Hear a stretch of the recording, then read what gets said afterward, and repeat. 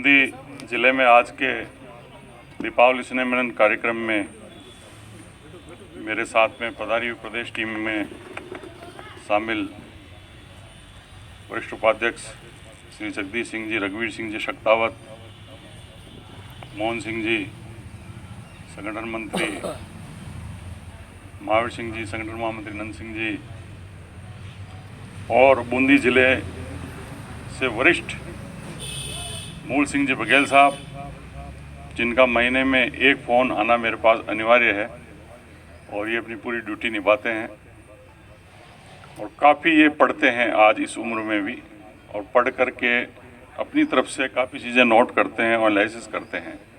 और नंद सिंह जी राठौड़ साहब, कई वर्षों तक इन्होंने जिलाध्यक्ष के पद पर कार्य किया। फिर हमने इनको सुझाव दिया कि थोड़ा परिवर्तन करके देखते हैं कि बूंदी में जो चल रहा है उससे कुछ चेंज आए, परिवर्तन आए। इन्होंने प्रदेश में उपाध्यक्ष के पद के नाते पदभार ग्रहण भी किया। काफ़ी समय से प्रयासरत हैं कि कोई ऐसा जिलाध्यक्ष बनाया जाए जो बूंदी में रावणा राजपूत समाज के नाम को फिर से उचित प्रतिनिधित्व दिला पाए। काफ़ी प्रश्न आज हमारे बीच में आए हैं और अच्छे प्रश्न हैं। संगठन और जो समस्याएं होती है एक ज़िले में संगठनों को लेकर के विभिन्न वो काफ़ी अच्छा प्रश्न है। और ओबीसी के ऊपर भी चर्चा करी आज मूल सिंह जी ने, ये भी बहुत अच्छा विषय है जिस पर अभी महासभा काम कर रही है। वर्तमान में राष्ट्रीय अधिवेशन में इन्हीं मुद्दों पर काम करेगी और महासभा आज ही नहीं, ओबीसी को लेकर के सन 2001 से ओबीसी के वर्गीकरण की बात हो या क्रम संख्या 11 पर संशोधन की बात हो, महासभा हमेशा ऐसे मुद्दों पर काम करती है जिसमें समाज का भला हो और अपने अपने समाज के साथ में संपूर्ण और सिमिलर समाजों का भी भला हो। आज भी जो हमारा उद्देश्य है वो दो उद्देश्य है बूंदी में। एक तो अखिल राजस्थान रावणा राजपूत महासभा के संगठन का हम सुचारू पुनर्गठन करके सुचारू रूप से इसका कार्य करें, और दूसरा ये है कि जो राष्ट्रीय अधिवेशन हम जयपुर में करने जा रहे हैं उसमें हमारे क्या मुद्दे हैं वो आपके बीच में हम रखें। लेकिन इन सब बातों पर हम चर्चा करेंगे, उससे पहले में हम लोकल विषय पे बात करेंगे आपके यहाँ के। जैसे कि संगठनों को लेकर के बात आई कि भिन्न भिन्न प्रकार के संगठन चल रहे हैं, तो साथियों मैं संक्षिप्त में बताना चाहूँगा। पुराने लोग बैठे हैं, आज सारे वरिष्ठ जन हमारे बीच में बैठे हैं और मेरे ख्याल से सब 98 से पहले से भी जुड़े हुए हैं और उससे पहले भी किसी न किसी नाम से संगठन चल रहा होगा रावणा राजपूत समाज का, उससे भी जुड़े हुए होंगे। मैं यहाँ धन्यवाद देना चाहूँगा हमारे संस्थापक अध्यक्ष जसवंत सिंह जी सोलंकी साहब का, जो हमारे बीच में अभी यहाँ पहुँच नहीं पाए थे किसी कारणवश से, कि राजस्थान में इस बिखरे हुए समाज को, जिसको हर 20 किलोमीटर में भिन्न भिन्न नाम से जाना जाता है, इस बिखरे हुए समाज को एकजुट करने का प्रयास और बीड़ा उन्होंने उठाया था। ये बीड़ा उन्होंने 97 में उठाया था, 96 में, लेकिन 94 से उन्होंने इसकी चर्चा प्रारंभ कर दी थी। क्योंकि मेरा जयपुर आना जाना था, मेरा मूल निवास शाहपुरा भीलवाड़ा था। 2 साल तक सिर्फ डिस्कशन चला इस बात को लेकर के कि इस समाज को, जिसका कोई नाम नहीं है, ये ऐसा समाज जिसको अपने नाम पर खुद को शर्मिंदगी महसूस होती हो, उस समाज को किस तरीके से सामाजिक रूप से संगठित किया जाए। 2 साल सिर्फ इस बात को लेकर के गंवाने पड़े और 2 साल में हमने ये भी सर्च किया कि कितने नामों से संगठन चल रहा है। तो हमने उस वक्त ये विचार किया था कि इन सभी संगठनों को व्यक्तिगत रूप से मिलकर के बात की जाए। तो पहला लेटर 97 में हमने इन संगठनों को डाला था कि हम आपसे बात करना चाहते हैं और उस लेटर में हमने ये लिख दिया था कि ये जो समाज है भिन्न भिन्न नामों से जाना जा रहा है, क्यों ना हम सब किसी एक नाम पर यूनाइट होते हैं और सब मिलकर सर्वसम्मति से नाम रख लेते हैं। साथियों, किसी भी संगठन ने उस लेटर का जवाब नहीं दिया। 97 की बात है ये। फिर 98 में व्यक्तिगत रूप से एक दो संगठनों को ज्वाइन करना पड़ा उनको। उन्होंने दरोगा महासभा ज्वाइन की, फाकी की, उसको अपनी तरफ डाइवर्ट किया। फिर जोधपुर की तरफ कूच किया, जहाँ 3-4 संगठन चल रहे थे एक ही नाम से। एक मारवाड़ प्रांतीय रावणा राजपूत महासभा चल रही थी, एक अखिल भारतीय रामदेवरा ट्रस्ट रावणा राजपूत महासभा वो अलग से चल रही थी, एक पुष्कर की अखिल भारतीय रावणा राजपूत महासभा। यानी आदमी वही थे 2-3 ही, जो 3-4 संगठन अलग अलग नाम से चला रहे थे। ये विडंबना है इस समाज की कि ये समाज उस वक्त इतना यूनाइट नहीं था। उसके पीछे जो सबसे बड़ा जो रीजन था, कारण था, वो था इस समाज की हिस्ट्री, जिसका कि इतिहास में अंग्रेज़ों द्वारा बहुत गलत तरीके से प्रेजेंटेशन किया गया है और एक विभिन्न कम्युनिटी का इतिहास हमारी कम्युनिटी के साथ जोड़ करके हमारे समाज को बदनाम करने का प्रयास आज भी निरंतर जारी है। तो ये सारी समस्याओं पे क्या होता है कि एक पढ़ा लिखा व्यक्ति और समझदार व्यक्ति जब होते हैं तो पूरा जब कोई संगठन खड़ा करते हैं तो उसके पीछे बहुत बड़ी रिसर्च करनी पड़ती है और रिसर्च करके उस संगठन को खड़ा किया जाता है। उसमें जसवंत सिंह जी के सबसे बड़े सहयोग की आवश्यकता उस वक्त थी, क्योंकि जसवंत सिंह जी किसी ज़माने में राजपूत समाज के लीडर हुआ करते थे। जो पुराने लोग हैं वो अच्छी तरह से जानते होंगे कि एक दौर था 1974 का, जिसमें वो राजपूतों के लीडर हुआ करते थे। उस दौर में उनको पता चला था कि वो रावणा राजपूत है और उस बात का एहसास राजपूतों ने उनको करवाया था। तब से फिर वो घर बैठ गए थे। अब आप सोचिए कि 15-20 साल बाद उस व्यक्ति ने प्रयास किया और उस प्रयास का नतीजा है कि आज राजस्थान में हम जय श्री रावणा बोलते हैं, लेकिन अभी भी समाज के डेफिनेशन को हम नहीं जानते हैं। यही कारण है कि हम पिछड़े में हैं। दूसरा ये कि हम संगठन के डेफिनेशन को नहीं जानते हैं। समाज को तो चलो अलग रखिए, हम संगठन के भी डेफिनेशन को नहीं जानते हैं कि एक संगठन किस तरीके से काम करता है, उस संगठन के पदाधिकारी को क्या तरीके से रहना चाहिए डिसिप्लिन में, अनुशासन में, ये भी हम नहीं जानते।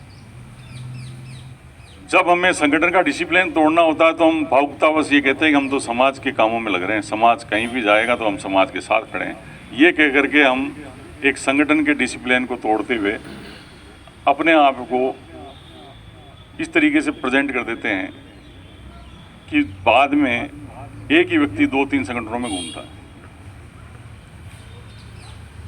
ये इसलिए हुआ है कि हमने संगठन को नहीं जाना।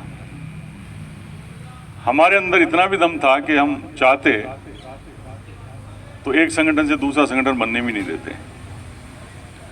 लेकिन साथियों, ये प्रकृति का सत्य है, ये यूनिवर्सल ट्रुथ है कि जब धीरे धीरे किसी संगठन या पार्टी में किसी में भी जब भीड़ बढ़ती है, जब पदाधिकारी बढ़ते हैं, जब लोग ज़्यादा जुड़ते हैं, तो निश्चित रूप से विचारधाराएं भी पनपती हैं और नई नई विचारधाराएं सामने आती हैं। और एक दौर ऐसा भी आ जाता है कि उस संगठन की मूल विचारधाराओं को भूल करके लोग बाग एक नई विचारधारा खड़ी करके और हल्ला बोल करके अपना आपका उससे विघटन कर लेते हैं। यही अखिल राजस्थान रावणा राजपूत महासभा के साथ हुआ कि जो लोग महासभा से निकाले गए किसी न किसी कारण से, अनुशासनहीनता की वजह से, धीरे धीरे कई सालों बाद में वो लोग इकट्ठे होकर के उन्होंने कहा कि हम सब मिलकर एक साथ समाज के सामने एक झूठ रख देंगे तो सब समाज अब झूठ को सच मानेगा। और उन्होंने कई प्रकार के झूठ तैयार किए। उनमें कई प्रकार के झूठ इस प्रकार के भी थे कि किसी भी राजपूत लीडर को उन्होंने रावणा राजपूत बता करके समाज को बेवकूफ़ बनाने का प्रयास भी किया। और पूरे समाज को पता है इस बात का कि मध्य प्रदेश के एक राजपूत कम्युनिटी के कप्तान सिंह जी एक लीडर आए थे, बेचारे राजपूत समाज के थे। उनको भी उन्होंने रावण राजपूत बता करके प्रेजेंटेशन दिया समाज में कि ये बहुत बड़े लीडर हमारे समाज के आ गए हैं, चलिए इनके पीछे पीछे चलते हैं। लेकिन वो कहानी भी थोड़े दिन तक ज़्यादा नहीं चली। फिर बाद में उन्होंने भी ये कहा कि मैं आपके समाज से नहीं हूँ, आपका समाज अच्छा समाज है, मैं सभी समाज का नेता हूँ। इस तरीके के 2-4 जब भाषण दिए तब जाकर के उनसे पीछा छूटा। फिर उन्हीं लोगों ने फिर एक ग्रुप बनाया, बोले जसवंत सिंह जी ऐसे हैं, वीरेंद्र सिंह जी ऐसे हैं, मामा भाणजा एक्सप्रेस है, ये समाज के लिए कुछ नहीं कर रहे हैं। इस तरीके का प्रोपेगेंडा करके चालू किया। फिर समाज लगा, फिर उससे भी जब सक्सेस नहीं हो तो फिर एक प्रोपेगेंडा लाए कि किसी राजपूत शहीद को उठा करके लाए कि ये हमारे समाज के बहुत बड़े आइडियल हैं, इनकी पुण्यतिथि आ रही है, मनाओ मनाओ। 4-5 साल से वो उनकी पुण्यतिथि मनाते आ रहे हैं और ये कहते आ रहे हैं कि ये राजपूत कम्युनिटी के नहीं है, रावण राजपूत हैं, रावण राजपूत हैं। ये कह करके उन्होंने फिर प्रोपेगेंडा चला। अब की बार वो प्रोपेगेंडा इनका चला। हमने भी तसल्ली और धैर्य रखा कि हमारे पास क्या था कि जो टीम थी वो सारे बुद्धिजीवी लोगों की टीम थी। ऐसे यूथ नहीं थे जो उनकी हर बात का जवाब मौके पे दे पाए। और 4-5 हज़ार लोग जो सोशल मीडिया पे हैं, आज वो 40-50 लाख के समाज को चलाने का दावा करते हैं। और ये सत्य था कि ये सत्य हमें मालूम था कि ये 40-50 लाख लोगों के समाज को नहीं चला सकते, ये 4-5 हज़ार लोगों को ज़रूर चला सकते हैं, वो भी सोशल मीडिया के ज़रिए। वहाँ भी हमने इतिहास को लेकर के काफ़ी चीज़ें उनके समक्ष रखी और समाज को धीरे धीरे सही समझ में आई। अभी जैसा कि जोगेंद्र सिंह जी ने प्रश्न किया था कि मेजर हाइपा हीरो के बारे में आप बताएं, मैं मेजर हाइपा हीरो के बारे में बताने से पहले तो सबसे पहले ये बताना चाहूँगा कि रावण राजपूत समाज के बारे में आपको जानना चाहिए, क्योंकि जब तक आप इस समाज के बारे में नहीं जानेंगे तब तक आप हाइपा हीरो के बारे में नहीं जान पाएंगे। क्योंकि बुरा मानने की बात नहीं है, आप लोगों ने वो इतिहास पढ़ा है जो कर्नल टोड ने और कर्नल टोड जैसे चमचों ने इतिहास लिखा है, और उसी इतिहास को आप रट करके चल रहे हैं। इसलिए आप रावण राजपूत समाज के बारे में नहीं समझ पाएंगे। और यही कारण है कि ये समाज आज उस रेस में नहीं है जिस रेस में इसको होना चाहिए। और हम संगठन के लोग आज उस रेस में इसलिए हैं क्योंकि हम वास्तविक रूप से समाज की डेफिनेशन जानते हैं, और हम तो गर्व से और फक्र से नाम के आगे रावणा लिखते हैं, क्योंकि हमें पता है कि इसकी डेफिनेशन क्या है। तो मैं सर्वप्रथम ये बताना चाहूँगा कि जो भी पुस्तकों में आप पढ़ रहे हैं आज के समय में दरोगा है रावण राजपूत को लेकर के, वो सरासर गलत है। और जो संशोधित और संशोधन हमारे द्वारा किया जा रहा है वो संशोधन भी आपने नहीं पढ़ा होगा, इसलिए मैं ये भी नहीं कह पाऊँगा कि आप उसने पढ़ा हो तो मैं आपको ये भी कहूँ कि वो बात सही है। लेकिन एक छोटे से प्रैक्टिकल के नाते मैं आपको समझाना चाहूँगा। एक छोटी सी कहावत आपने सुनी होगी, पुराने लोग हमारे बीच में बैठे हैं, एक ही लाइन की डेफिनेशन है और वो डेफिनेशन राजपूतों की भी है और रावण राजपूतों की भी है। एक लाइन की कहावत है कि पहली पीढ़ी ठाकर की और तीसरी पीढ़ी चाकर की। अगर इस लाइन को आप समझ सकते हैं तो आप रावण राजपूतों को समझ जाएंगे, क्योंकि इस लाइन को मैंने नहीं लिखा है, जसवंत सिंह जी ने नहीं लिखा है। ये लाइन से जो इतिहासकार थे उनकी लिखी हुई लाइन है, और इस लाइन को अंदर ही पूरा सार है राजपूत और रावण राजपूत के बीच के भेद है। जैसा कि मैं बता रहा हूँ एक लाइन में ही है कि पहली पीढ़ी ठाकर की और तीसरी पीढ़ी चाकर। यहीं से मैं अपनी बात स्टार्ट करूंगा। साथियों, आज़ादी से पूर्व सभी जाति समाजों में एक परंपरा थी कि घर में मुखिया की मृत्यु के बाद में संपूर्ण संपत्ति जायदाद बड़े पुत्र को हस्तांतरित होती थी और बाकी के जो पुत्र होते थे वो उस संपत्ति से वैधानिक रूप से संवैधानिक रूप से वंचित रहते थे और वो उस पर आश्रित। जब एक पिता की मृत्यु होती और 4 पुत्रों में से यदि बड़े पुत्र को संपत्ति मिल गई तो बाकी के 3 पुत्र उस पर आश्रित रहते थे। जब वही बड़ा पुत्र जिसको ट्रांसफर हुई, जो आश्रित थे उसके काका, वो काका के पुत्र वो संपूर्ण उस बड़े वाले पुत्र के आश्रित हो जाते थे। वो जो काका थे और उनके पुत्र थे वो तो आश्रित हुए जो हुई हैं, लेकिन वो जो पुत्र जिसको संपत्ति स्थानांतरित हुई थी उसके भाई भी उस पर आश्रित हो गए।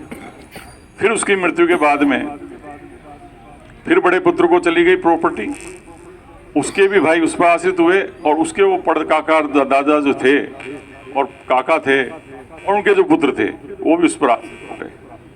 ये तीसरी पीढ़ी तक आते आते जो प्रथम पीढ़ी के व्यक्ति थे, जो रिश्तेदार थे, वो पूर्ण रूप से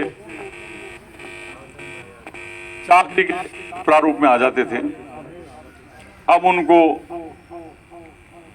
यदि वो किसी रियासतकालीन राजा के भाईबंद हैं तो निश्चित रूप से वो दरोगा, हजरी, वजीर, कामदार, कोठारी, भंडारी, इन पदवियों पर विराजमान होकर के अपनी सेवाएं ईमानदारी से निष्ठा से देते थे।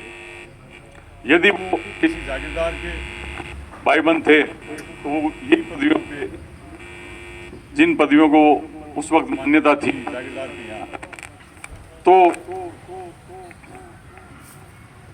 यही पदवियां एक जागीरदार के पास भी रहा करती थी, बड़े जागीरदार के पास में, तो वो उस पर विराजमान हो जाते थे। तो एक तो मूल रूप से जो डेफिनेशन बनकर आई सामने कि राजपूत की जाति, राजपूत उसके पास जमीन होने से रहती थी, और एक जो जमीन और जमींदारी से वंचित हो गए वो राजपूत नहीं रहते थे, या तो वो राजपूत कहलाते या फिर वो दरोगा, जुरी, वजीर जैसी पदवियों पर कायम हो गए, तो वो उस पदवियों पर रहते हुए वो उस राजपूत जाति से वंचित हो जाते थे। इस तरीके से धीरे धीरे धीरे धीरे ये समाज विभिन्न नामों से फैलता गया। एक परंपरा और थी, दास प्रथा की परंपरा। साथियों, दास प्रथा में हर उस गांव का, ठिकाने का, जागीरदारी का, रियासत का हर गरीब व्यक्ति जो किसी न किसी वजह से कर्जे में लिप्त था, वो अपने आप के रूप, दास के रूप में प्रस्तुत कर देता था, वो चाहे किसी भी जाति का हो। ये कोई ठेकेदारी नहीं थी। ये दास प्रथा के साथ जो हमारे नाम को जोड़ा गया कि ये हम ही हैं या हमारी कम्युनिटी के लोग हैं, ऐसा कुछ भी नहीं है। इस दास प्रथा में हर कम्युनिटी का, हर जाति, चेला, चाकर, इन तीन पदवियों से माना जाता था, पुकारा जाता था। जब मुगल आए तो मुगलों ने मुगली भाषा में इनको गोला कहा, क्योंकि गोला शब्द जो है वो गुलाम से निकला है और गुलाम उनको समझ में आता था, इसलिए वो दास, चेला, चाकर को गुलाम बोलते थे। और धीरे धीरे ये शब्द प्रयुक्त हो गया इन राजा महाराजाओं के बीच में। तो जो चतुर्थ श्रेणी के जो लोग थे, जो किसी भी जाति के होते थे, वो दास, चेला, चाकर कहलाते थे और दास प्रथा में उनका शोषण हो रहा था। तो सामंत काल में उनको भी अंग्रेजों ने आकर के मुक्त कराने का प्रयास किया और वो धीरे धीरे मुक्त हुए, कई रियासतों में धीरे धीरे मुक्त हुए। उनको जब मुक्त किया गया तो उनकी हिस्ट्री जो है वो जाकर के चिपका दी दरोगा के साथ में। अब अंग्रेजों जब आए थे तो अंग्रेजों ने यहाँ का जो कल्चर था उसी को उन्होंने स्टडी किया था और उस कल्चर को तोड़ने का उन्होंने प्रयास किया। और उन्होंने ये देखा कि ये राजपूत और यदि यूनाइट हो जाए तो पूरे विश्व पे राज कर सकते हैं। ये इतने पावरफुल और शक्तिशाली कम्युनिटी है कि इनमें राज करने की क्षमता के साथ साथ इनमें प्रशासनिक रूप क्षमता भी ज़बरदस्त तरीके की है। तो उन्होंने इनको स्टडी करके और इनको भिन्न भिन्न वर्गों में तोड़ने के लिए एक ऐसा इतिहास रचा जिसका आज तक हम खामियाजा भुगत रहे हैं। हम ही नहीं भुगत रहे हैं, इसका खामियाजा आने वाले समय में अब राजपूत भी भुगतेंगे। वो कब भुगतेंगे? जब उनको इस बात का एहसास हो जाए कि ये रावणा राजपूत हमसे अलग होकर के यदि अपनी सामाजिक और आर्थिक और राजनीतिक ताकत को इकट्ठा करके अगर उनके सामने खड़े हो जाए तो 2 मिनट में वो आपके सामने सरेंडर होने की स्थिति में है। क्योंकि संख्या में आप 6% हैं तो उधर वो 2% ही हैं, लेकिन आप सबका वोट बैंक जो आप छुपे हुए हैं, उसका सबका वोट बैंक वो अकेले खा रहे हैं। लेकिन इसी जागृति को लेकर के संगठन का गठन हुआ था। तो मैं डेफिनेशन पे आ जाता हूं वापस कि ये जो मुख्य रूप से जो डेफिनेशन था, जो हमारी परिभाषा होनी चाहिए थी, वो ज़मीन से जुड़ी हुई परिभाषा होनी चाहिए थी। लेकिन अंग्रेज़ों ने क्या करा, उन्होंने देखा कि ये जो निष्ठावान और ईमानदार जो लोग हैं, जो इनके भाईबंद हैं, ये आज इनके साथ नहीं हो तो ये 2 मिनट में टूट करके हमारे सरेंडर हो जाएंगे। और यही किया उन्होंने कि उन्होंने हिस्ट्री में जब लिखना चालू किया तो उन्होंने जागीरदारों को बीच में बिचौलिया बनाया और उनको कहा कि यार आप लोगों का जो स्टैंडर्ड है, आपकी जो सामाजिक परंपराएं वो इनसे अलग है, इनके पास ज़मीन नहीं है, आपके रिश्ते इनसे होते नहीं हैं, तो फिर ये आपके साथ में क्यों घूमते हैं, क्यों बैठते हैं, क्यों खाते पीते हैं। तब उन्होंने एक सामाजिक विघटन हिस्ट्री को लिख करके बीच में भेज डाला और हिस्ट्री को इतना ख़राब किया गया कि आपके साथ साथ दास चेला चाकरों की हिस्ट्री तो जोड़ी एक हिस्ट्री और उन्होंने आपके साथ जोड़ी, और वो जोड़ी पासवानों की हिस्ट्री। अब हम बात करेंगे संक्षिप्त रूप में पासवानों पर कि पासवान एक परंपरा थी, प्रक्रिया थी कि जो राजा महाराजाओं के जागीरदारों के जो दुल्हन आती थी, उसके दहेज में, डायजवाल में जो उसके साथ की जो लड़कियां आती थी, जो चाहे किसी जाति की हो, वो किसी भी जाति की हो, उनमें से जो उसको पसंद आ जाती जागीरदार को, राजा को, वो उसको अपनी पासवान पड़दायत रख लेता था। अब वो एक नाजायज रखेल उसके रूप में रहती थी, लेकिन वो उसके संतान को बड़ा नाम नहीं देना चाहता था। इस वजह से वो उसको पासवान का दर्जा देकर के एक अलग आइडेंटिफिकेशन दे देता था। और इन्हीं पासवानों की जो संतानें थी, रखेलों की संतानें थी, यदि इनको बड़े होने पर राजपाट मिल जाए तो यही राव राजा कहलाते थे, और यदि इनको जागीर दे दी जाए तो ये ठाकुर और जागीरदार बन जाते थे। आज 80% जागीरदारी छोटे छोटे गांवों की इन्हीं लोगों के पास में है, हमारे किसी व्यक्ति के पास में नहीं है। ना हमारा व्यक्ति से और ना उस कम्युनिटी से, ना रावणा राजपूतों का उस डेफिनेशन से कोई संबंध है।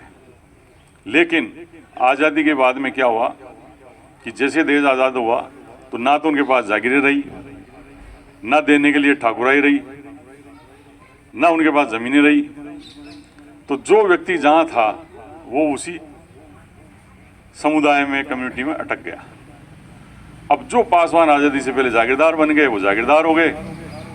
आज हमारे बीच में कई जागीरदार बन के घूम रहे होंगे, ठिकाना लिखते होंगे नाम के आगे, तो वो गांव का ठिकाना इसलिए लिखते थे, उसकी भी एक बड़ी रोचक कहानी है। गांव का नाम क्यों लिखते हैं लोग नाम के आगे? इसीलिए लिखते थे कि उनके पिता का नाम नहीं होता था। वो गोद आते थे बेचारे, तो जैसे किसी गांव की जागीरदारी किसी को दे दी तो पिता जो था ओरिजिनल में कोई न कोई जागीरदार या राजपूत ही होता था, लेकिन वो ये नहीं शो करता था कि ये मेरी संतान है, इसलिए वो उसको जागीरदारी देता था गांव की। तो वो बेचारे की मजबूरी ये हो जाती कि उसका नाम तो लिख नहीं सकता था वैधानिक रूप से, इसलिए फिर वो जागीरदारी का, ठिकाने का, गांव का नाम लिख करके अपना दुकान वहीं से प्रारंभ करता था। अपनी जागीरदारी ठिकाने का नाम से ही उसकी चलती थी, इसलिए वो गांव का नाम लिख करके जागीरदार बन जाते थे। अब आपको गर्व महसूस होगा कि आप हरिद्वार में जाएंगे, अपने बड़ों को पूछेंगे तो आपके 7, 8, 10 पीढ़ियों के दादा पोताओं के नाम मिल जाएंगे, पिताओं के पड़दादाओं के नाम मिलेंगे। लेकिन किसी जागीरदार के बारे में हरिद्वार में जाकर पूछिए, 3री 4थी पीढ़ी से पहले जाकर वो कहेंगे ये गोद आए में, ये फलाना ठाकुर साहब के गोद आए में, ये फलाना गांव में गोद आए में। वहीं से उनके गांव का नाम लग जाता था और उनकी माँ की जो गोत्र होती थी वो उनके साथ लग जाती थी। ऐसे ही शेखावाटी से, मंडावा गांव से मारवाड़ प्रांत में दहेज में एक महिला गई, उनसे जो पुत्र उत्पन्न हुआ मारवाड़ रियासत में, उसका नाम हरि सिंह था। अब हरि सिंह जी जब तक जवान हो रहे थे तब तक उनकी जाति का कोई पता नहीं था। निश्चित रूप से कैसे पता होगा? जिसने पैदा किया वो उसको नाम देना नहीं चाह रहा था। अपनी नाम देता तो अपनी जाति भी देनी पड़ती, और जाति नाम दे देता तो फिर प्रॉपर्टी भी देनी पड़ती थी। इसलिए उस प्रॉपर्टी से कैसे उसे छुटकारा मिले, इसलिए गांव देकर के छुटकारा पाया जाता था। तो हरि सिंह जी को बाद में देवली बाबूजी, जो बिल्कुल मारवाड़ के नज़दीक पाली जिले में एक देवली बाबूजी गांव, उसका जागीरदार बनाया गया। तो वो ठाकुर हरि सिंह जी हो गए। उन ठाकुर हरि सिंह जी की इकलौती संतान है भाई भाईरो मेजर दलपत सिंह जी। अब ठाकुर हरि सिंह जी निश्चित रूप से शादी की होगी तो एक दादी तो उन्होंने भी साइड में रखी होगी। ये सोचने वाली विचारने बात तो आपको भी समझ में आनी चाहिए। आज जो लोग ये कह रहे हैं कि हम इनके रिश्तेदार हैं, वो कौन लोग हैं? उनमें से ही हैं। लेकिन जब हमने उनसे पूछा कि आपके दादा पिता का नाम बताओ, तो उस लिस्ट में कहीं पे भी ठाकुर हरि सिंह का नाम नहीं आ रहा, ना मेजर दलपत सिंह का नाम आ रहा, और वो ये कह रहे हैं हम इनके वंशज हैं।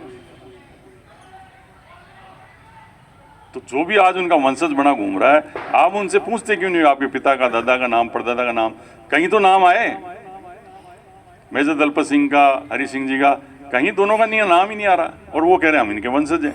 तो आप समझ जाइए वो किस तरीके के वंशज हैं। क्लियर हुई हिस्ट्री या नहीं हुई गजेंद्र जी, जोगेंद्र जी? ये भी बड़ा टिपिकल विषय है। और जो लोग अपने आप को नाजायज मान रहे हैं, वो आज इसको आइडियल मान रहे हैं। वो ये कहता है कि हम भी तो नाजायज हैं, ये भी नाजायज था, हम भी नाजायज हैं, इसलिए हमारा भाई है, हम इसकी पुण्यतिथि मनाएंगे। अब कौन रोक सकता है उसको? आपके यहां से भी गाड़ी भर के गए होंगे, आप बुरा मत मानना। जसवंत सिंह जी ने जब शुरुआत की थी तो मुझे एक चीज कही थी कि ये वो जाति समाज है, अगर इसको हम गोला नाम से संबोधित करके एक महासभा बनाई जाए और उस नाम पर ये सब इकट्ठे होते हैं तो ये फिर इससे नीचे नहीं गिर पाएंगे। तो मैंने उनको कहा कि हमेशा व्यक्ति अपने स्वाभिमान के साथ जुड़ता है, अपने नीचे और निम्न कर्मों से नहीं जुड़ता है। लेकिन उन्होंने मजाक में कहा था कि इससे नीचे क्या गिरेंगे फिर ये। लेकिन आज समय क्या आ गया, आज हम ऊपर ले गए महासभा वाले आप सबको, लेकिन आप इनडायरेक्ट रूप से नीचे गिर रहे हैं। नाम नहीं ले रहे आप, लेकिन जुड़ उन्हीं से रहे हैं। आप इसलिए जुड़ रहे हैं कि आपको हिस्ट्री पता नहीं है, और हम इसलिए आपको बोल रहे हैं कि हिस्ट्री ये है, आप हिस्ट्री को समझिए, सुनिए और उस तरीके से उस लाइन पे चलिए। लेकिन कोई सुनने को तैयार नहीं है। और जब हम साफ बात बोल रहे हैं तो इसे लोग कह रहे हैं कि टांग खिंचाई कर रहे हैं। हम टांग खिंचाई नहीं कर रहे हैं, हम तो हमारी बात आपके सामने रख रहे हैं। आपको पसंद आए तो रखिए, नहीं पसंद आए तो मत रखिए। आपको अगर वो हिस्ट्री अच्छी लगती है तो उस हिस्ट्री में जाइए, हमें क्या लेना देना। कम से कम हमारे इस समाज के नाम को तो हमें दे दीजिए वापस, जिसको हम चला रहे थे, जिस ब्रांड को हम चला रहे थे वो ब्रांड हमें दे दीजिए। आप अपने ब्रांड का नाम चेंज कीजिए जिस पे आप चल रहे हैं। आप शौक से मनाइए पुण्यतिथि, क्योंकि वो हो सकते हैं किन्हीं के पुरखे, इनमें से किन्हीं के पुरखे हो, वंशज हो। अब वो जितने भी वंशज सामने आए हैं समाज में, आप में से किसी ने उनके दादा और परदादा का नाम नहीं पूछा, जबकि हम पूछ रहे हैं सोशल मीडिया पर रोज। एक पद्मश्री प्राप्त करता अर्जुन सिंह जी थे, उनसे भी हमने पूछा, उन्होंने 4 वीडियो के नाम दे दिए। उन 4 वीडियो में कहीं पे भी हरि सिंह जी का, दलपत सिंह जी का नाम नहीं था। मैंने फेसबुक पे डाला उसको, फिर भी वो कह रहे हैं हम वंशज हैं और आप मान रहे हो। अब वो ये कहते हैं मैं पड़पोता हूँ, वंशज हूँ, तो पड़पोता थे तो दादा और पिता में तो नाम आ ही जाना चाहिए था ना। अब एक अनमेरिड व्यक्ति के बेटा कैसे हो जाएगा? हरि सिंह जी के साइड में हो सकते हैं, लेकिन मेजर दलपत सिंह जी तो युवा अवस्था में फौत हो गए थे, अंग्रेजों के लिए लड़ने गए थे इजराइल में। जाना तो लड़ने मारवाड़ राजा को था, सरप्रताप सिंह जी को युद्ध लड़ने, लेकिन सरप्रताप सिंह जी ने कहा मैं अपने सिर क्यों कटाऊं, मैं अपना सिर क्यों कटाऊं। तो उन्होंने देखा ये अपना पोता पड़पोता है, युवा है, मेजर बना के भेज दिया उनको, सेना का सेनाध्यक्ष बना करके। अब आप देखिए यहाँ सोच क्या थी कि मैं क्यों मरूं, मरे को तो कौन मरे, जिसको उन्होंने जागीर दी उसका मरे। और वही हुआ कि वो लड़ते लड़ते बेचारे मर गए। अब हमें उनके योद्धा होने पे कोई शक नहीं है, हमें जो वो है उस पर कोई शक नहीं है। हम ये बात बोल के कोई उनको डाउन नहीं करना चाह रहे, नीचा नहीं करना चाह रहे, लेकिन हम ये सब बता करके आपको ये कहना चाह रहे हैं कि हमारा उनसे क्या वास्ता है, हमें क्यों घसीटा जा रहा है। कई बार आप में से कई लोग कहते हैं हम तो विदुर जी की संतान हैं। मुझे बहुत हंसी आती है कि पढ़े लिखे, क्या आपने हिस्ट्री नहीं पढ़ी या महाभारत नहीं पढ़ी कभी? विदुर जी बहुत अच्छे वजीर थे धृतराष्ट्र के, लेकिन वजीर थे विदुर जी, संतान किसकी थे ये तो मालूम करो। यादव नहीं, अरे साहब यही पता नहीं आपको? रुको एक मिनट, आप नहीं बोलोगे। विदुर जी किसके संतान थे? दासी पुत्र थे। माता जी का नाम याद आ गया आपको? पिताजी का नाम बताओ मुझे, किसके पुत्र थे?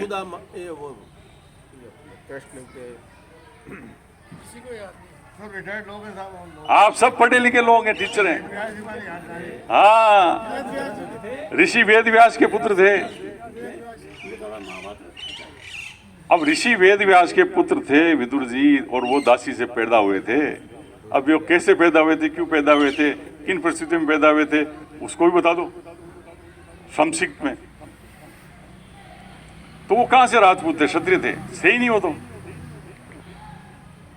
खुद धृतराष्ट्र भी जो है क्षत्रिय नहीं था, पांडव खुद क्षत्रिय नहीं थे, लेकिन धृतराष्ट्र और पांडव और जो विदुर थे वो अपने क्रम से वर्ण व्यवस्था में क्षत्रिय हुए, लेकिन संतान क्षत्रिय की नहीं थे, संतान तो ब्राह्मण की थे और वेद व्यास जी की संतान थे। अब आप सोचिए वेद व्यास जी कौन थे? वेद व्यास एक नाव चलाने वाली जो लड़की थी गंधवती, उनका बलात्कार कर दिया था नाव के अंदर ऋषि पाराशर ने। तो ऋषि पाराशर की नाजायज संतान थे वेद व्यास जी। तो वो ऋषि मुनि थे इसलिए उनके गुण उनमें आ गए, लेकिन वो बड़े बदसूरत थे, कुरूप थे। उनका चेहरा कोई देख ले तो खतरनाक तरीके का चेहरा था उनका। और भीष्म पितामह उसी गंधवती से विवाह करना चाह रहे थे, लेकिन भीष्म पितामह को रोक करके, और उनके पिता जो थे उन्होंने उससे प्रतिज्ञा दिलवा दी।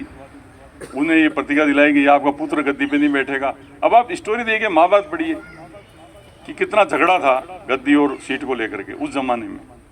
तो वही झगड़े आज तक चलते आए। इसीलिए आप लोगों के लिए एक परंपरा बनाई, ये पासवान रहेगी, ये पर्दायत है, ये दास चेला जाकर हैं, ये दरोगा जुर्म वजीर है।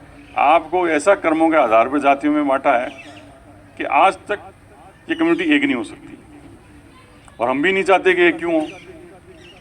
एक होने का मतलब आप समझते हैं? बेटी और वोट व्यवहार हो जाए आज की डेमोक्रेसी में, तब आप मानिएगा आप यूनाइट हैं। बेटी और वोट व्यवहार ये खुल करके ओपन में जब आ जाए, उस दिन मानना कि आप एक हो गए, अन्यथा एक समाज और एक जाति में भी आप एक नहीं हो सकते। बेटी तो आप दे देंगे लेकिन वोट नहीं देते हैं। संगठन में तो कहता हूं 10 बना लो, कोई दिक्कत नहीं है हमारे, लेकिन जब तक वोट एक जगह नहीं आएंगे तब तक आपकी यूनिटी नहीं कहलाएगी। संगठन हम नहीं तोड़ रहे हैं ऊपर बैठे प्रदेश के लोग, हम तो चुपचाप जब बैठ के, जब लगा के 4, 5, 10 लोग, 20 लोग समाज को घेरना चाहते हैं तो घेरने दो, समाज को लूटना चाहते हैं लूटने दो। 23 तारीख तक करना था, जितना कर लिया। अब 23 के बाद आपको सबको पता है कि किस तरीके से गायब हुए, पता ही नहीं चल रहा। कोई मुद्दा नहीं था, कोई इश्यू नहीं था, कोई समाज का मुद्दा नहीं था वहाँ पे, कोई समाज की डिमांड ही नहीं थी। सब टिकट के लिए आए तौबा कर रहे थे, लेकिन टिकट देने वाले में कोई मौजूद ही नहीं थे। और अब 1 साल आगे जाके चुनाव होंगे। अब संगठन तो गया, 23 तारीख के बाद में ऐसा साफ हुआ जिसका कोई पता ही नहीं कहाँ था भी कि नहीं था अस्तित्व में भी। लेकिन साथियों, जो कमजोरी है इस समाज में वो है एजुकेशन की। आप भले ही रिटायर्ड टीचर होंगे, प्रोफेसर, लेक्चरर, अच्छे बिजनेसमैन हो सकते हैं, लेकिन हिस्ट्री के मामले में पूरा समाज को लेकर के अशिक्षित है। इसलिए आज 20 घर बैठे हैं। ये 20 घर नंद सिंह जी वजह से नहीं बैठे हैं कि भाई नंद सिंह जी ने नहीं बुलाया होगा इसलिए नहीं आए। वो इसलिए बैठे हैं कि बाकी के लोग अपने आप को मानते ही नहीं होंगे कि हम रावणा राजपूत भी हैं या नहीं है। और आपके नौरे की जो मैं सुन रहा था, तो ये कहानी मैं बता दूं आपको कि आपके साथ भी गुजर जाएगी, नहीं गुजरेगी तो कल, आज नहीं तो कल गुजरेगी, कि शाहपुरा भीलवाड़ा में भी बहुत पुराने लोगों ने राजपूत परिषद के नाम से रजिस्ट्रेशन करा लिया ज़मीन का, और रजिस्ट्री बनवा ली थी। तो वहाँ हमारे प्रधान थे एक ठाकुर संपत सिंह जी, उनको बहुत बाद में पता चला रहे बहुत ज़्यादा उछल रहे हैं। तो उन्होंने एक दावा कर दिया कि ये राजपूतों की ज़मीन है। आप मानोगे नहीं, कोर्ट के अंदर ऐसे ऐसे तथ्य पेश करे उस कार्यकारिणी के साथ, हम तो गोले। हमारे देखो, ये देखो 10-20 लोगों के उन्होंने वो रेवेन्यू रिकॉर्ड उठाए, देखो साहब दरोगा लिखा है, हमें तो गोला कहा जाता है, हम तो दरोगे हैं, हम तो हजूरी हैं। देखो देखो हमारे एक मेंबर का हजूरी लिखा हुआ है रेवेन्यू रिकॉर्ड में, ये तो हमने राजपूत नाम से रजिस्ट्रेशन करा लिया बहुत गलती से। ऐसे कह कर उस कोर्ट से पीछा छुड़ाया, लेकिन उस पीछा छूटने के बाद में भी आज भी राजपूत परिषद के नाम से वो सभा भवन चल रहा है, उसमें संशोधन फिर भी नहीं करा रहे, जबकि उनके हाथ में ही है संशोधन कराना। ये समस्या आपके यहाँ भी आ जाएगी जब किसी का दिमाग घूमा तो फिर आप भी वो तथ्य ले लेके घूमोगे कोर्ट के अंदर, तो देखो साहब मैं तो ये था। हाँ कोई संपत सिंह जी यहाँ भी आ जाएंगे। हालांकि संपत सिंह जी मेरे अच्छे जानकार परिचित व्यक्ति थे, राजपूत थे, लेकिन मेरे अच्छे संबंध थे, संपर्क थे उनसे। काफ़ी फेमस पॉलिटिशियन रहे हैं वो। 7 फुट की उनकी हाइट थी, वीरप्पन जैसी मूछें थी, और निर्विरोध प्रधान रहे 15-20 साल तक। उनके सामने कोई खड़ा ही नहीं होता था। लेकिन क्या है, दिमाग किसी का भी घूमता खिसकता है, कोई पता नहीं।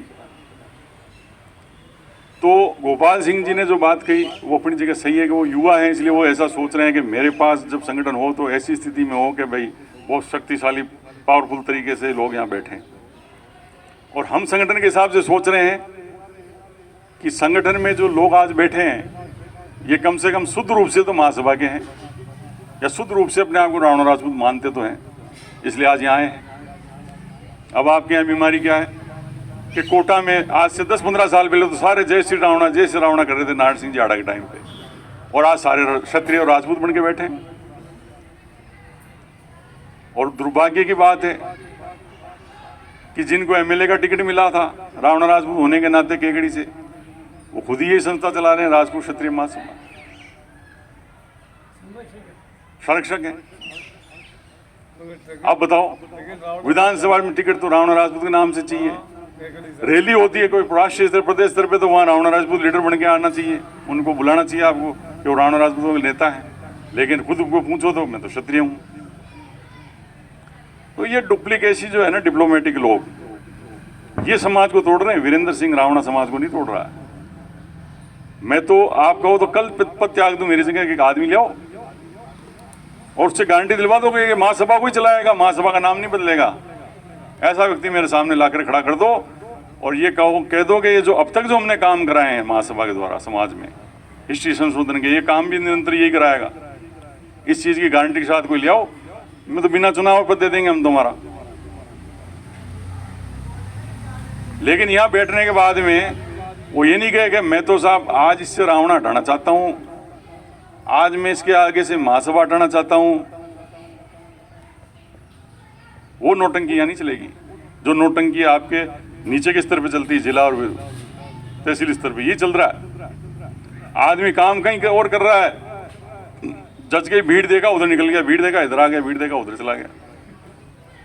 रोकते हैं, कोशिश करो तो कहते हैं कि सब समाज का काम है, नहीं जाएंगे तो क्या होगा। अच्छी बात है, आपका कहना भी अपनी जगह सही हो सकता है, लेकिन संगठन के पदाधिकारी नाते आपका कहना ही ठीक नहीं है। आम व्यक्ति कह दे, जैसे ये कह दे, गोपाल सिंह जी कह दे कोई पद नहीं है, वो जा सकते हैं कहीं पे भी, किसी भी मेले में रैली में, उनको कौन रोक सकता है, वो तो जनता समाज है।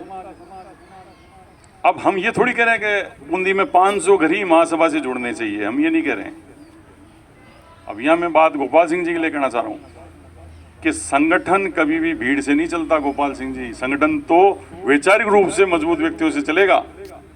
आप 500 आदमी इकट्ठे कर लोगे और 500 में से 400 के दिमाग में फितूर रहा ना राजपूत बनने का, तो आप उस संगठन को तो चला ही नहीं सकते। आपके 50 तो रहे साहब, 50 तो है ना कम से कम। हाँ, मैं ये कहना चाह रहा हूँ आपको कि संगठन उन लोगों से चलेगा जो उस नाम से वैचारिक रूप से जुड़ रहे हैं। वैचारिक रूप से जुड़े तो सही ना, वैचारिक रूप से जुड़े। आज ये जो बैठे हैं ना, अगर ये 20 लोग भी कम नहीं है वैचारिक रूप से, अगर ये जुड़ जाएं तो पहले तो। आदरणीय अध्यक्ष महोदय और पधारे हुए मेरे साथी, मैं बोलना कुछ भी नहीं चाहता। जो समस्याएं नंद सिंह जी ने बताई है उसका एक ही निवारण है, नहीं तो ये समस्या जिंदगी भर चलेगी और किसी से नहीं मिटेगी। आप अपनी कमेटी बनाओ, रजिस्ट्रेशन कराओ, समिति बनाओ, विधान बनाओ।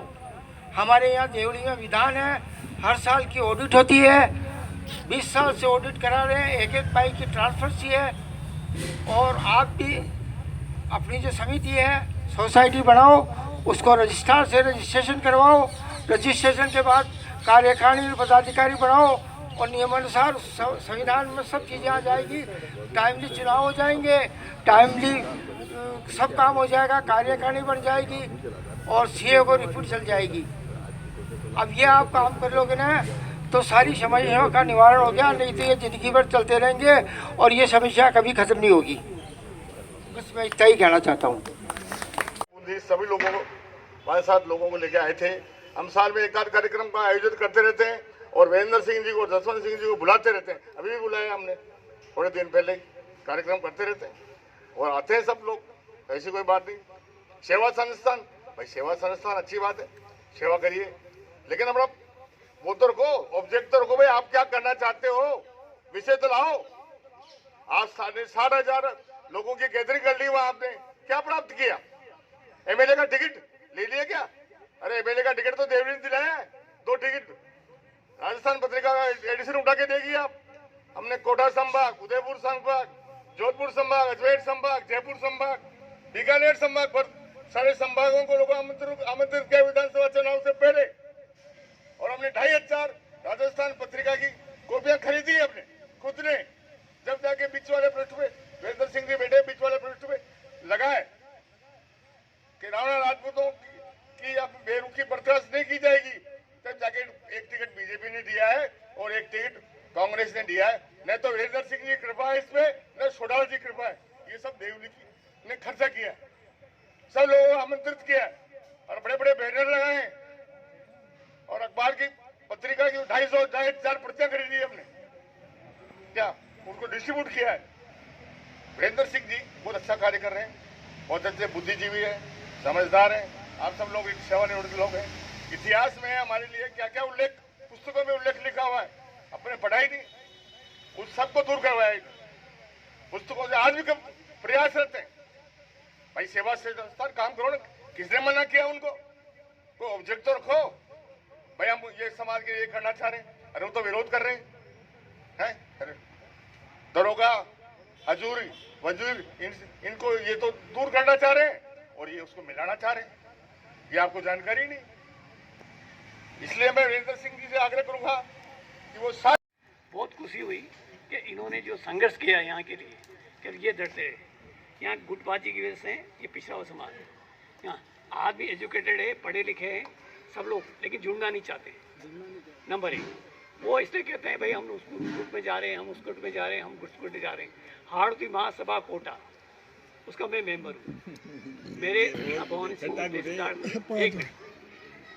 एक मिनट रुको, वो मेरे घर पे आए स्टेशन पे, तो मैंने सिंह आपको 11,000 देने।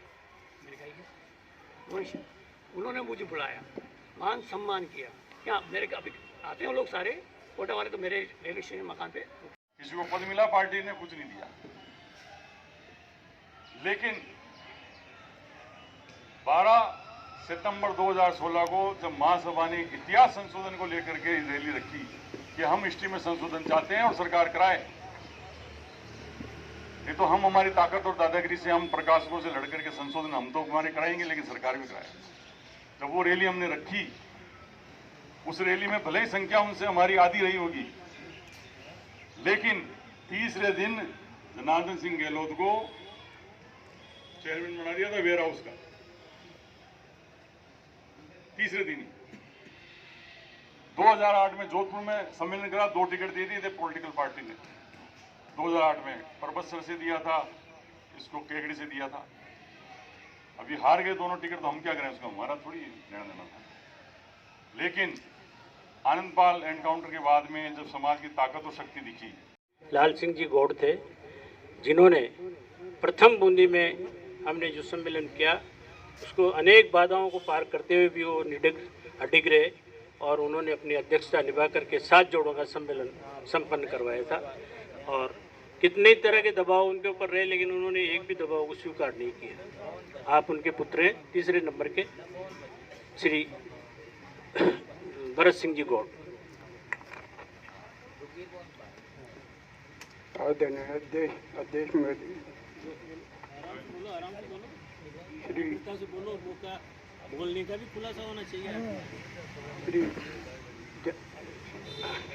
राजपूत समाज के बंधु, मैं एक छोटी सी बात कहना चाहता हूँ कि समाज को साथ लेके चलना चाहिए। कोई भी हो, मन भावना मतभेद नहीं होना।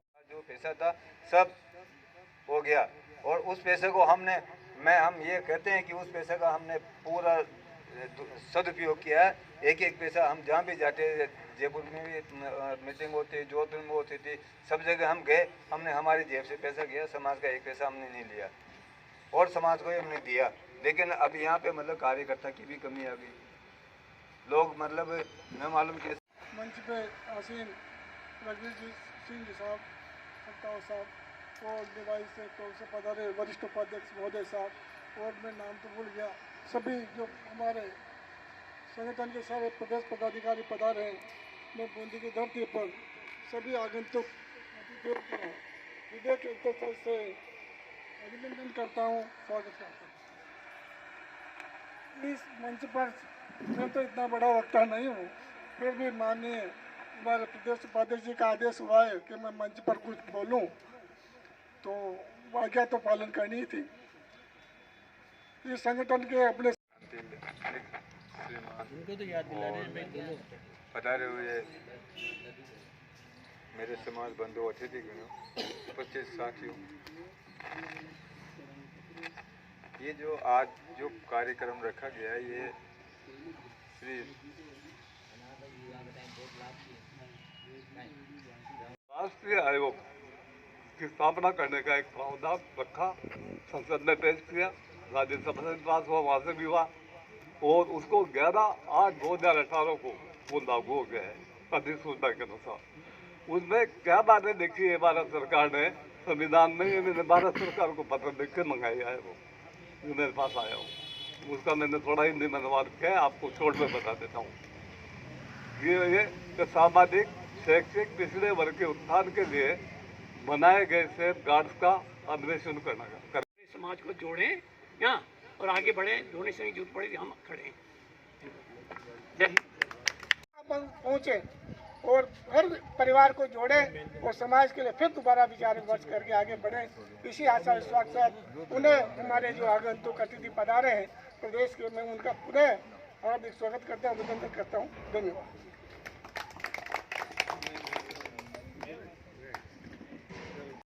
नहीं बना हुआ था तो मोदी सरकार ने उसका प्रावधान किया, और ये किया, आप पकड़ लें, मैं चश्मा लगा लेता हूँ थोड़ा सा।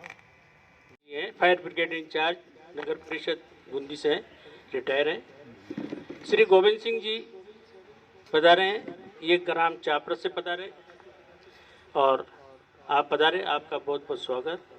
विराज को समझाए, आपने हमें यहाँ बुलाया और समय दिया, उसके लिए बहुत बहुत धन्यवाद, बड़ी कृपा आपकी।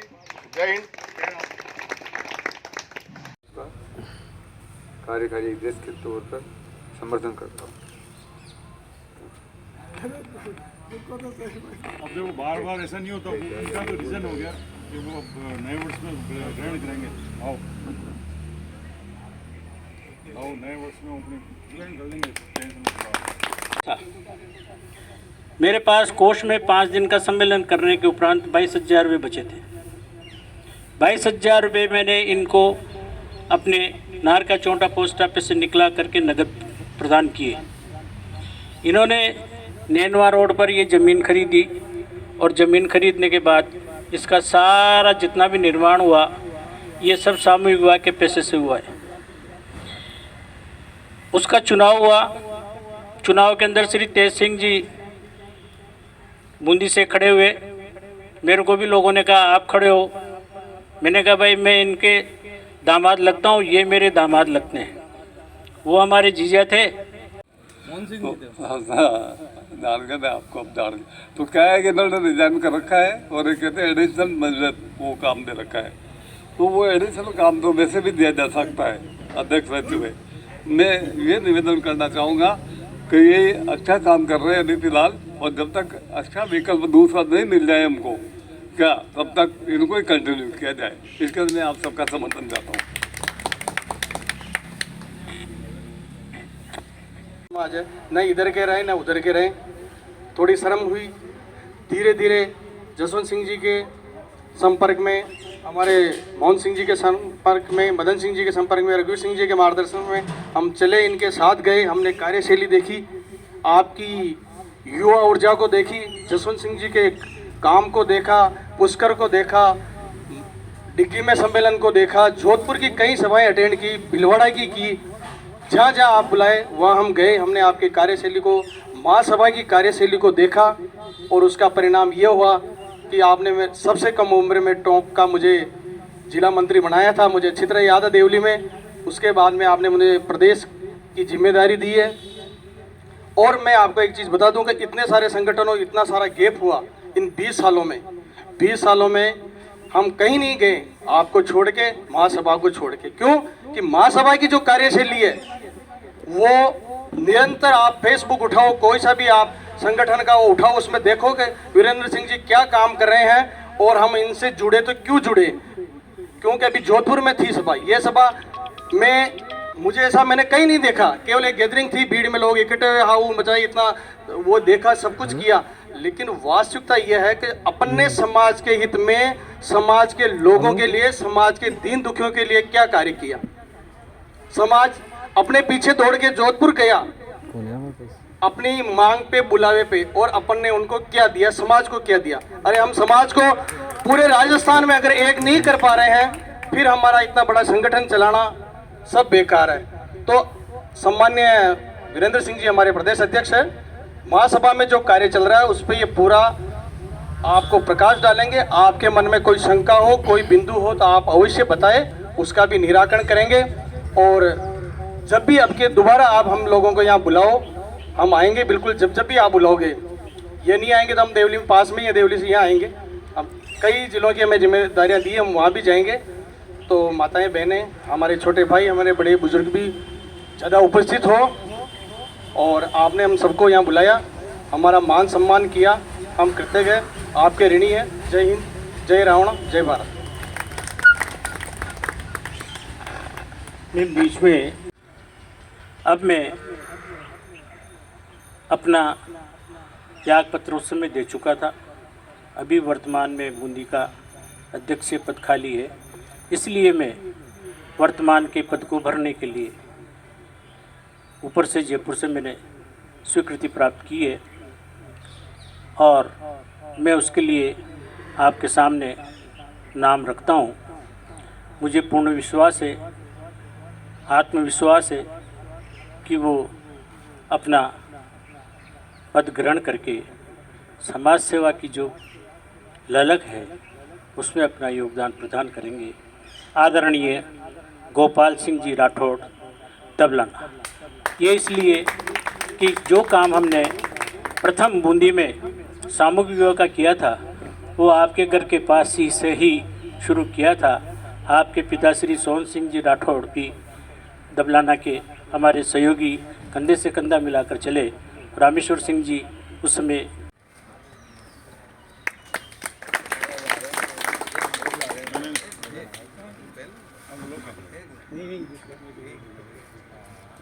अतिथि, सामने विराजमान सभी समाज बंधु, आज जो मुझे जिम्मेदारी आप लोग दे रहे हैं, तो जिम्मेदारी लेने के लिए मैं ये देखूं कि बूंदी से कितने लोग अपने यहाँ घर हैं, उनमें से कितने यहाँ पता रहे, तो उसके बाद ही मैं जिम्मेदारी लूँगा। यहाँ कम से कम 500 घर होंगे, कम से कम मुझे चाहिए कि 100 घर तो यहाँ पे मेरे को मौजूद मिले, उसके बाद मैं ये जिम्मेदारी ले लूँगा। अन्यथा असंभव सा है मेरे लिए, क्योंकि समाज काफ़ी बड़ा है बूंदी में, हर घर को मैं जानता हूँ। अब मुझे लगता है कि अगर मैं 20 लोगों के साथ लूँगा तो वो लोग पूछेंगे मेरे से, वो भी जवाब मांगेंगे कि आपने बुलाया मेरे को। इस जिम्मेदारी को लेने के लिए चाहे मुझे खर्चा करना पड़ेगा, अगर 500 आदमी इकट्ठे होते हैं तो उसकी जिम्मेदारी मैं लूँगा। बाकी एक बार पुनः दोबारा बढ़िया मीटिंग करें समाज बंधु, मैं फुल जोर शोर से ये जिम्मेदारी आग्रह करूंगा कि प्रदेश संगठन मंत्री होने के नाते लोग समाज बंधुओं के मन में कई विचार चल रहे हैं संगठन को लेके, विभिन्न संगठनों को लेके और संगठनों की कार्यशैली को लेकर कि कौन सा संगठन क्या कार्य कर रहा है, आगे क्या रूपरेखा है, हमारी महासभा आगे क्या करने जा रही है और हम महासभा से जुड़े हुए हैं तो क्यों जुड़े हुए हैं, आपकी कौन सी ऐसी अच्छाई है समाज के प्रति। निजी की बात मैं नहीं करूँगा, समाज के प्रति आप ऐसा कौन सा अच्छा कार्य कर रहे हैं जिससे कि हम इतने संगठन आ गए। मुझे अच्छी तरह याद है कि जब मैं 12th पास करके थोड़ा सा आया था, मैं भी 1-2 मिनट लूँगा, 5 मिनट आपके बीच में, आमंत्रित हूँ नहीं, क्षमा प्रार्थी हूँ। मुझे भी कहा कि रावणा राजपूत से जुड़ना है, मैं पढ़ते पढ़ते आया था, कुछ पल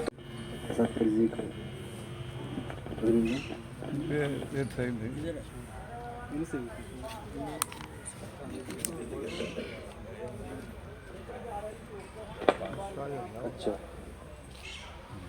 जैसे अभी सभी समाज बंधुओं ने अपने अपने सभी बंधु रखे सामाजिक जागृति के संबंध में, उसी संबंध में कहना चाहूँगा कि महासभा बहुत काफ़ी टाइम से समाज को एकजुट रखने के क्रम में काम कर रही है और आगे भी करती रहेगी। कई संगठन बने हुए हैं, लेकिन जो महासभा अपने कई इतिहासों में संशोधन वगैरह करवाने का कार्य कर रहे हैं, वीरेंद्र जी भाई साहब प्रदेश अध्यक्ष जी, वो काम कोई से भी संगठन ने अभी तक नहीं करवाए हैं। और अभी लेटेस्ट कई बुकों में, कई अपने एग्जाम रूल जो आ रही हैं, मतलब बुकों में वगैरह काफ़ी संशोधन करवाया है भाई सब ने। ऐसे कार्य चलते रहेंगे, महासभा करवाइए, करवाते रहेंगे, यही मैं कहना चाहूँगा। समाज एकजुट रह के चले। जय श्री राम।